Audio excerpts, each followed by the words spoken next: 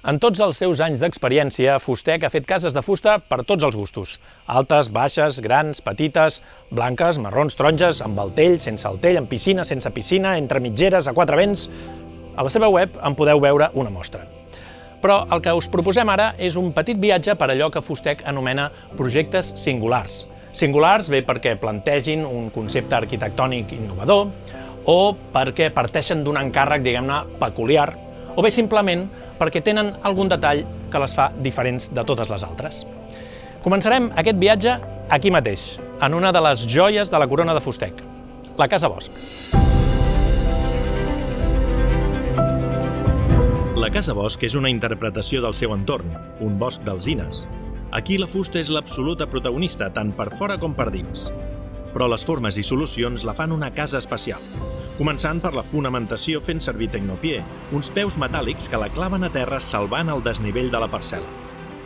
L'estructura reticulada de pòrtics vistos i el ritme i contrast de les façanes nord-sud li donen una personalitat pròpia a l'habitatge, culminada amb detalls com les combinacions geomètriques amb la ceràmica a tota la casa, tant a l'interior com a l'exterior. No és estrany que aquest projecte fos un dels finalistes dels Premis FAT d'Arquitectura en el seu moment. I anem una mica més enllà en plantejaments arquitectònics innovadors amb la Casa Montsacopa. Una casa entre mitgeres que trenca amb tots els estereotips d'una casa de fusta. Està combinada amb termoargila, dos materials molt diferents però que aquí combinen a la perfecció. Pòrtics de fusta negres, un color que es reprodueix en les formes contrastades a l'interior, espais mig interiors, mig exteriors, racons acollidors per perdre's a la casa i acabats que alhora són una part de l'estructura. Sens dubte, una de les cases més particulars que ha fet Fustec.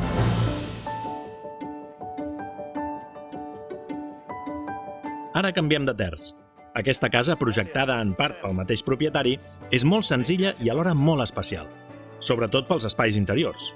Un despatx obert al menjador, que al mateix temps s'obre a un petit escenari. Sí, un escenari per donar sortida a la vena artística de la família o simplement per fer servir com un racó de lectura o joc.